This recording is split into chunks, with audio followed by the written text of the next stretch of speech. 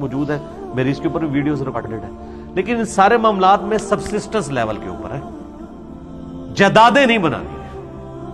اگر کوئی شخص جائیدادیں بنانے کے لیے مال اکٹھا کرتا ہے تو یہ ہے حرام۔ اب اس کانٹیکسٹ میں آپ کچھ احادیث ہیں میں یہاں پر بیان کر دوں، پہلے اس آیت کو مکمل کر لیں، اسی پہ ہم کنکلوڈ کر دیتے ہیں۔ یحسبہم الجاہل اغنیاء من التعفف، اللہ تعالیٰ فرماتا ہے کہ یہ وہ غریب لوگ ہیں جو یعنی کمائی نہیں کر سکتے، دین کے لیے وقف ہوئے ہوئے ہیں، اور ان کی حالت یہ ہے کہ جو ناواقف شخص ان کو دیکھتا ہے تو ان کے سوال نہ کرنے کے سبب ان کو غنی سمجھ لیتا ہے، کیونکہ مانگ جو نہیں رہے لیکن ان کی شکلیں بتا رہی ہوتی ہیں کہ یہ غنی نہیں ہے۔ وہ اللہ تعالیٰ فرمایا تعرفہم بسیماہم، تم ان کو ان کے چہروں سے پہچان لو گے، چہرے پہ فاقے کے آثار ہیں، حالات و واقعات بتا رہے ہوں گے کہ یار یہ تو بیچارہ غریب ہے۔ بخاری مسلم میں حضرت ابو ہریرہ کے بارے میں آتا ہے کہ کئی بار میں بھوک کی وجہ سے بے ہوش ہو جاتا تھا، لوگ سمجھتے تھے اسے مرگی کا دورہ پڑ گیا، لیکن میں مانگتا کسی سے نہیں تھا کہ بھئی سوال کرنے کی مانعت ہے۔ اندازہ کریں بھوک سے بے ہوش ہو رہے ہیں اور مانگ نہیں رہے کہ سوال کرنے کی مانعت ہے، جس کو سوال کرنا جائز بھی ہے۔ یہ ہے فرق۔ اسی لیے بخاری اور مسلم دونوں میں حدیث ہے، نبی علیہ السلام فرمایا مسکین وہ نہیں ہے جو 2 وقت کی روٹی لوگوں سے مانگتا پھرے، مسکین وہ ہے جو غربت کے باوجود کسی کے آگے ہاتھ بھی نہ پھیلائے، الا یہ کہ تم اسے خود پہچان لو تو پہچان لو، تم سے وہ نہیں مانگے گا، وہ مسکین ہے، وہ حقدار ہے کہ اسے دیا جائے۔ تو یہ پروفیشنل بیگرز پھر کہاں رہ گئے؟ لا يسألون الناس الحافا، یہ وہ لوگ ہیں جو لوگوں سے لپٹ کے نہیں مانگتے، پیچھے ہی پڑ جاتے ہیں لوگوں کے۔ تو اللہ تعالیٰ نے اس کو کہا کہ یہ وہ لوگ نہیں ہیں جو پیچھے پڑ دیں اور مانگنا شروع کر دیں۔ اللہ اکبر۔ وما تنفقوا من خیر فإن اللہ بہ علیم، جو کچھ بھی تم اللہ کی راہ میں خرچ کرتے ہو پس اللہ تعالیٰ خوب جانتا ہے، یعنی اللہ تعالیٰ تمہارے اجر کو ضائع نہیں کرے گا، اللہ کے علم ہے تم نے اللہ کے لیے سب کچھ خرچ کیا۔ تو یہ اس کانٹیکسٹ میں نبی علیہ السلام کی ایک حدیث بھی ہے، سنن نبی داؤد میں، سنن نسائی میں، نبی علیہ السلام فرمایا جس کے پاس 40 اوقیہ، 40 درہم یا 1 اوقیہ اسے کہتے ہیں، 40 درہم اس وقت 4 دینار کے برابر تھا، سونے کے 4 سکوں کے برابر اور چاندی کے 40 سکے، 1 درہم 1 اوقیہ کہلاتا تھا۔ آج کا وہ 1.5 تولے سونا بنتا ہے۔ جس کے پاس 1.5 تولے سونا ہے آج کی ڈیٹ میں، یا اس کی مالیت اس کے پاس موجود ہے، اس کے باوجود وہ کسی سے سوال کرتا ہے، تو نبی علیہ السلام فرمایا کہ وہ وہی ہے جو قرآن میں کہا گیا کہ جو لپٹ کے زبردستی مانگنے والا ہے۔ یہ ہے کرائٹیریا۔ اچھا، اب وہ حدیثیں بخاری و مسلم دونوں میں حدیث ہے، نبی علیہ السلام فرمایا کہ جو شخص لوگوں سے مانگتا ہے خام خواہ، یعنی مال جوڑنے کے اعتبار سے بات ہو رہی ہے، تو وہ قیامت والے دن اس حال میں آئے گا کہ اس کے چہرے پہ گوشت نہیں ہوگا، یہ سب سے پہلا عذاب اس پہ پڑے گا۔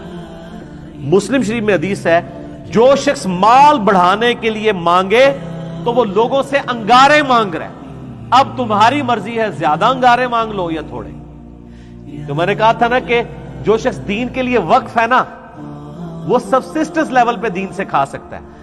یہاں پہ مسلم شریف کی حدیث میں آگے نبی علیہ السلام فرمایا کہ جو شخص مال بڑھانے کے لیے مانگ رہا ہے نا وہ دوزخ کی آگ جمع کر رہا ہے۔ تو یہ مال بڑھانے کے لیے کر رہے ہوتے ہیں نا۔ 3000 امام مسجد کی تنخواہ ہے، خطیب کی 10,000 ہے، یہ آج کل چلے 25 تک پہنچ چکی ہے، اور گاڑی ہونڈا سیوک رکھی ہے اور ڈرائیور بھی رکھا ہوا ہے، یہ مال بڑھانے کے لیے مانگ رہے ہیں۔ تو یہ دوزخ کی آگ ہے، یہ گاڑیاں نہیں ہیں، یہ دوزخ کی گاڑی ہیں۔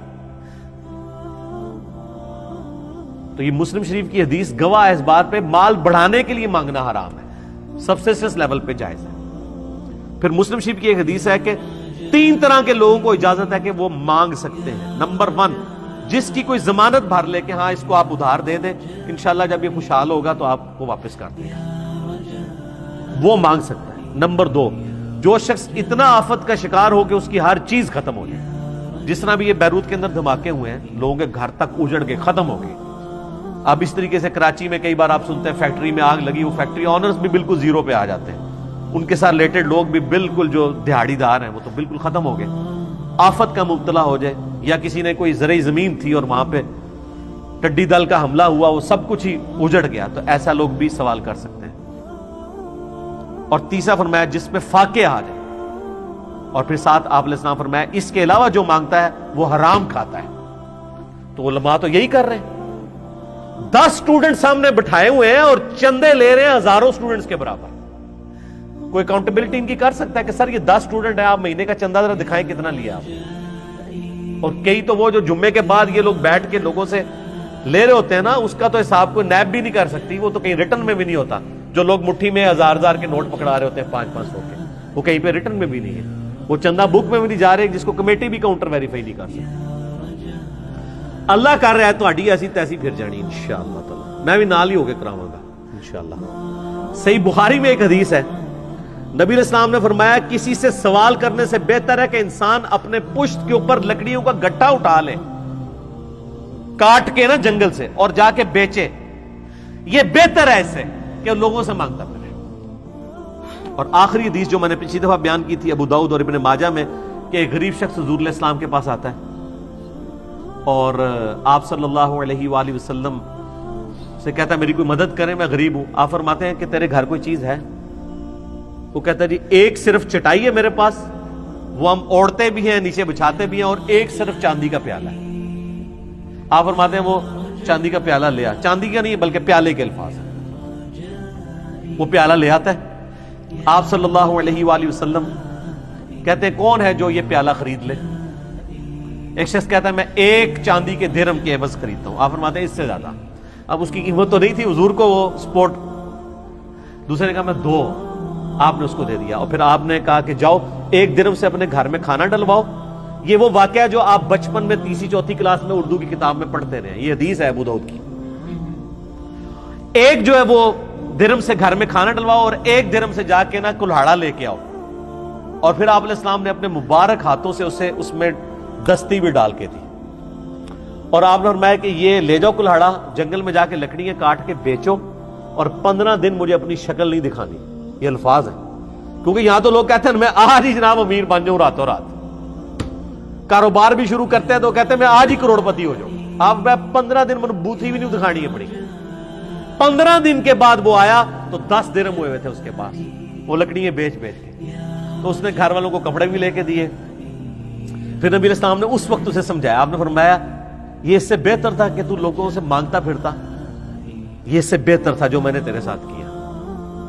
اور پھر آپ علیہ السلام نے اس موقع پہ فرمایا کہ جو شخص دنیا میں لوگوں سے سوال کرتا ہے قیامت والے دن اس کا چہرہ سیاہ ہوگا، سوائے اس شخص کے کہ جو بالکل محتاج ہے، یا بہت زیادہ مقروض ہے، یا دیت اتارنے کے لیے، یعنی اس سے غلطی سے قتل ہو گیا، قتل خطا، اور وہ اس کی دیت آپ کو پتا ہے 100 اونٹ ہے آج کا، 1.5 کروڑ روپیہ، اب وہ نہیں اتار سکتا، تو پھر اس کی آپ کو مدد کرے کہ چلے، اس کے سوا وہ سوال بھی نہیں کر سکتا۔ ٹھیک ہو گیا جی؟ اللہ تعالیٰ سے دعا ہے جو حق بات میں نے کہی اللہ تعالیٰ ہمارے دلوں میں راسخ فرمائے۔ اگر جذبات میں میرے منہ سے کوئی غلط بات نکل گئی تو اللہ تعالیٰ ہمارے دلوں سے ہی معاف کر دے، ہمیں کتاب و سنت کی تعلیمات پر عمل کر کے دوسرے بھائیوں تک پہنچانے کی توفیق عطا فرمائے۔ سبحانک اللہم و بحمدک، اشہد ان لا الہ الا انت، استغفرک و اتوب الیک، وما علینا الا البلاغ المبین۔ جزاکم اللہ خیرا۔